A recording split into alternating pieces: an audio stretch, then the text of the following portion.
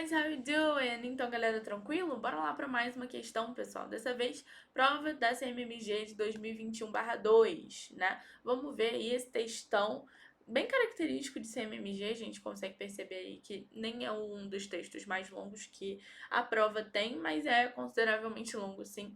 A gente consegue ver lá na perigrafia que se trata de um texto resgatado lá da BBC, então é um texto jornalístico, provavelmente vai trazer alguma indicação, provavelmente vai ter alguma coisa informativa, uma carga informativa, né? E lá no título do texto, por que o estresse é tão perigoso, né? A gente já começa ali com questionamento e a gente pode esperar, sim, uma resposta do texto.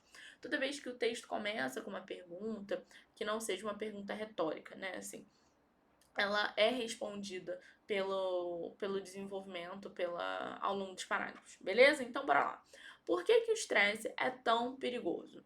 Em novembro de 2017, dois cirurgiões oftalmológicos de um hospital do Beirute relataram um caso intrigante de perda visual de um colega. Vamos lembrar aqui que colega, né, é a forma de tratamento que os cirurgiões vão usar para tratar de um colega de profissão, de um amigo de profissão, né, de outro profissional relacionado ao campo. Especialista em retina, o colega desenvolveu repentinamente uma espécie de mancha, uma visão turva, assim, em um olho apenas, né? Em 1 ou 2 dias, depois de um dia muito estressante mesmo, dentro da sala de cirurgia, né? E aí, o ponto é que essa não foi a primeira vez que isso aconteceu, não.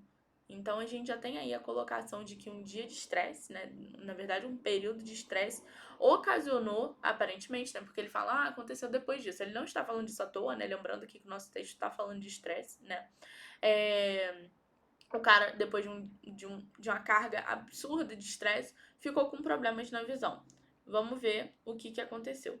Essa não foi a primeira vez que isso aconteceu, né? E o cirurgião teve mais ou menos 4 episódios desse em um ano apenas. Cada um foi precedido de um dia de estresse dentro da sala de cirurgia, né? E aí esse cirurgião oftalmológico, esse cirurgião de retina, na verdade, né? Ele foi diagnosticado com CSCR, né? Que é um como eu não sei falar isso até agora, gente. Corioretinopatia serosa central, né? E aí ele explica o que é isso, porque nunca que eu saberia o que é, né? Que vai ser um pequeno acúmulo de fluido dentro de uma bolsinha, assim, de uma camada, de uma região fininha, pequenininha da retina, o que causou o descolamento dessa parte do nosso olho, né? A gente conhece descolamento de retina, né? Detach vai ser separar, detach é separar, é descolar, então é descolamento de retina, beleza? Então, mas foi temporário. A condição foi resolvida depois de umas semanas e aí o plano pro cara foi gerenciar o estresse para isso não acontecer de novo. Ou seja, não fique estressado, porque senão vai dar ruim de novo, né? Você vai ter problemas novamente no seu olho. E aí, refletindo sobre o que aconteceu com esse médico, né? Os cirurgiões notaram que algumas técnicas inovadoras, assim, de cirurgia, elas ajudaram a ampliar os limites físicos do que um cirurgião pode fazer. Então, assim, mesmo que ela tenha trazido esse tipo de progresso dentro da sala de cirurgia e tudo mais, né? Operar nessas condições, nessa tensão toda, é um problema. Porque a gente tem aí uma carga de estresse muito grande, que foi o que aconteceu com o nosso amigo cirurgião, beleza? Bom, continuando. Em 59, o especialista em administração Peter Drucker previu uma transição dramática da natureza, da espécie do trabalho, que ocorreria aproximadamente em 50 anos. Ele entendeu que deveria haver um termo para isso, né, que seria trabalho do conhecimento, e indicou que essa mudança ia envolver uma alteração do parâmetro de esforço, né? Cada vez mais o trabalho ele ia ficar menos físico, né?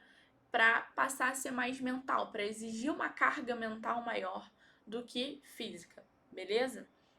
E aí ele indicou que a evolução e aí, né, a evolução da cirurgia ocular validou de fato algumas dessas previsões, porque à medida que a tecnologia ia aumentando, ia melhorando, né, ela vai ela vai pedir menos ali, né? Ela vai exigir menos esforço físico, mas ela vai demandar mais habilidade mental do próprio cirurgião e também uma concentração, uma concentração maior, uma concentração melhor, um foco maior, beleza?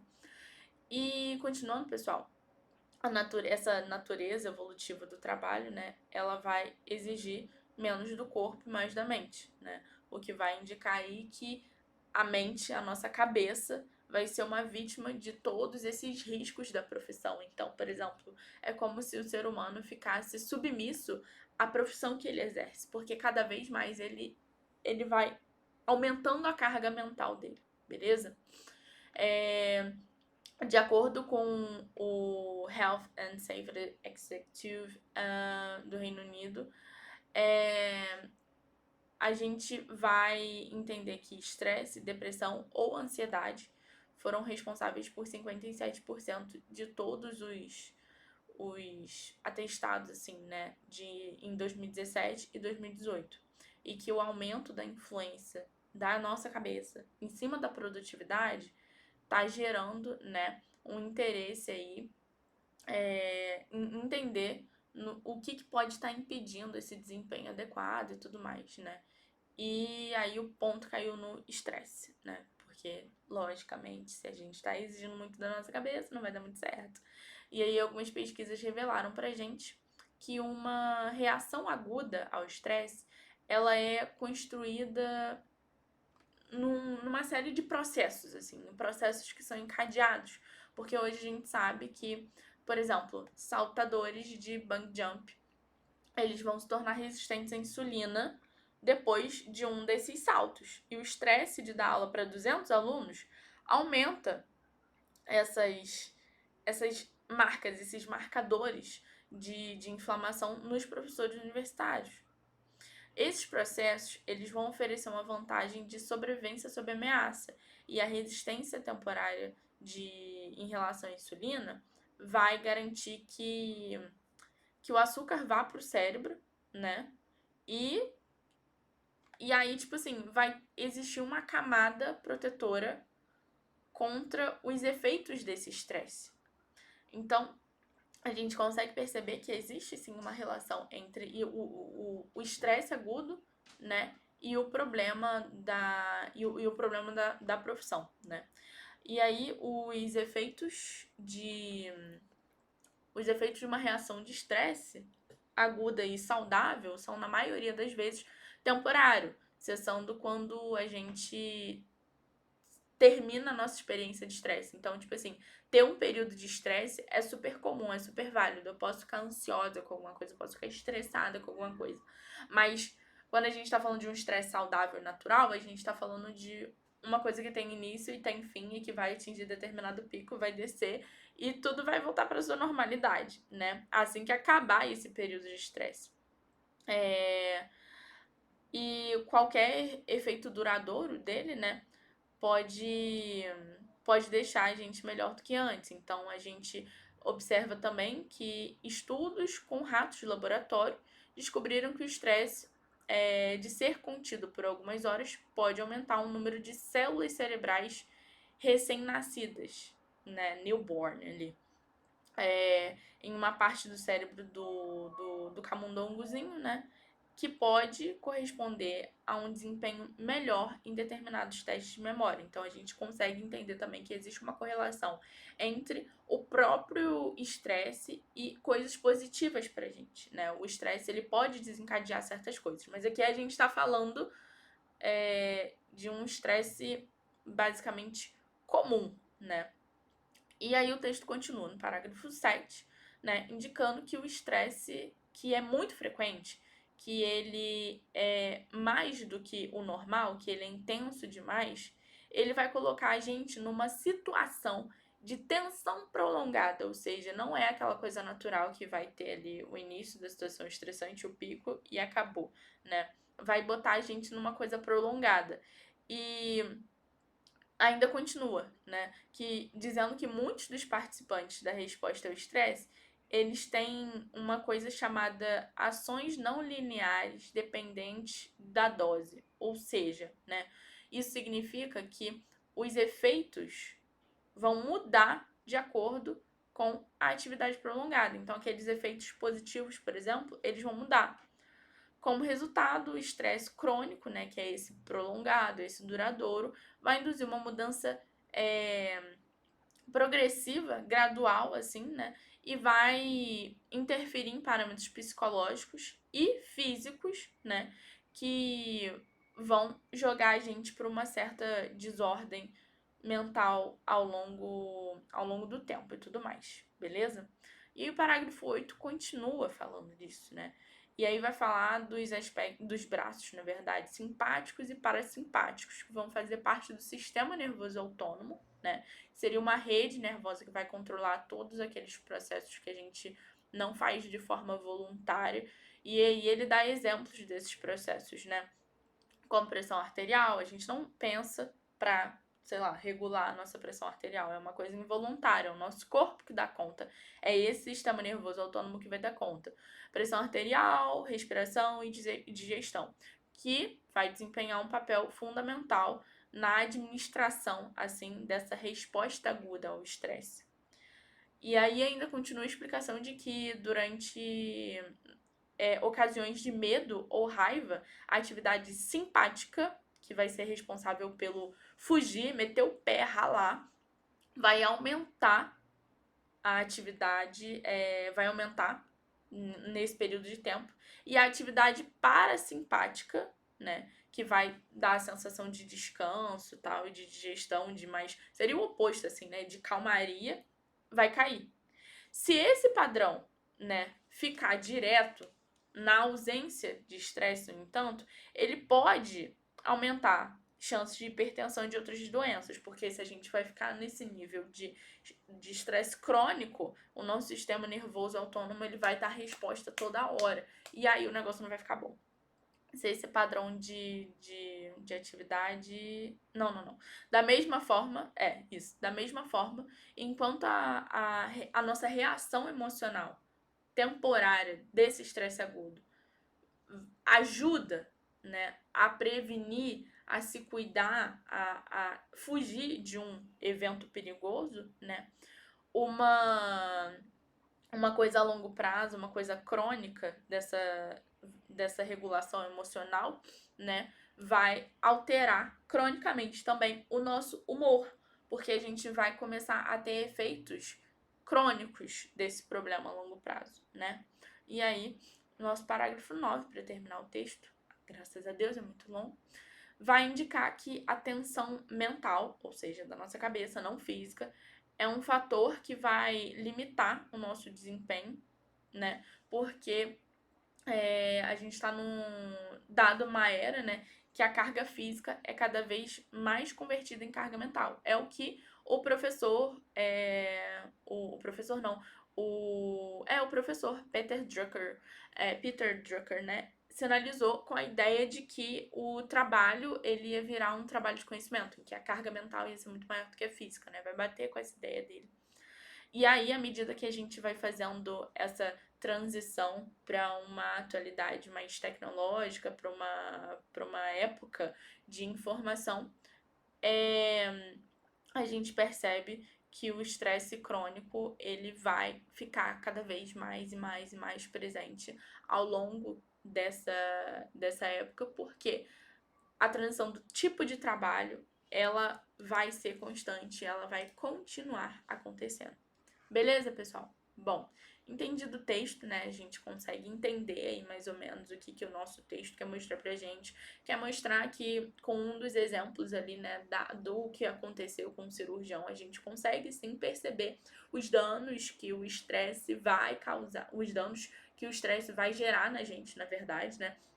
E aí o texto ainda mostra a situação que a gente expõe nosso corpo num período de estresse prolongado. E aí a gente vai sim ter efeitos muito negativos em relação a isso. Então, entendido o texto, pessoal, tudo tranquilo? Vamos para nossa questão. Bom, pessoal, dado o nosso texto, né, vamos para a questão em si. The correct statement according to the text is, ou seja, o que é indicado de forma correta, qual é a afirmação correta, né, a respeito do nosso texto. Vamos dar uma olhada então, pessoal. Letra A. Hoje em dia, a carga mental tem sido cada vez mais convertida em carga física, né? E aí a gente já sabe que não é verdade, pessoal, é um distrator de interpretação indevida, porque o processo acontece de forma contrária. Parágrafo 9, especificamente, vai mostrar pra gente que a carga física é convertida em carga mental. E aí não tem como essa alternativa estar correta, beleza? Letra B, o desenvolvimento daquela natureza do trabalho, né, que foi a indicação que a gente teve lá do Peter alguma coisa, não lembro o nome dele, mas vai indicar pra gente, né, vai exigir cada vez mais do corpo, pessoal. Distrator de interpretação indevida, porque o processo é contrário, né? O especialista Peter Drucker, isso, no parágrafo 3, vai mostrar pra gente, né, que a tendência é que a natureza do trabalho exija mais da cabeça da gente, da mente da gente, do que do corpo, por causa da evolução das técnicas de trabalho e tudo mais, beleza? Letra C. Os riscos ocupacionais, ou seja, em relação ao nosso trabalho, vão se transformar nas maiores vítimas da nossa mente. Pessoal, atenção. Novamente, processo contrário, distrator de interpretação indevida. Essa questão pegou as alternativas e inverteu tudo, né? Traz informações que, tipo assim, a essência da informação tá correta, mas a posição de, tipo assim, de causa e efeito tá contrária. Vamos lá. Outro distrator de interpretação indevida, porque, de novo, essa alternativa vai assumir uma lógica contrária ao que a gente viu no texto, né? E aí, na verdade, o correto é que as nossas mentes são as vítimas, né, do nosso trabalho. A nossa cabeça que vai ficar à mercê do que a gente desenvolve dentro da nossa profissão. Porque, como a gente viu, né, a tendência ali daquela natureza do trabalho é sempre exigir mais da mente do que do corpo. Beleza? Então, novamente, processo contrário. Aí que restou, coitada, letra D. Vamos lá. Opa, passei sem querer. Alguns cirurgiões, na verdade, vão notar que novas técnicas de cirurgia vão aumentar a capacidade física, né, deles, de limite e tensão mental. Sim, pessoal, o parágrafo 2 vai mostrar isso pra gente, porque com a descoberta dessas novas técnicas, dessas novas formas de operar, né, o trabalho em si, ele foi expandido. O labor em si, né, a prática em si, mas isso vai colocar os médicos em situações de uma saia justa tamanha, de uma tensão, de um estresse tão grande, né? E aí é essa discussão feita no texto, né? Tanto é que isso que ocasionou o caso é demais, né? Ocasionou a situação da perda de visão do cirurgião, beleza? Bom, pessoal, entendi que é questão de nível fácil. As alternativas, elas invertem, né, as colocações de causa e efeito, mas dá pra gente entender tranquilo. Comenta aí se você achou fácil, médio ou difícil. E eu vejo você na próxima. Beijo, beijo. Tchau, tchau.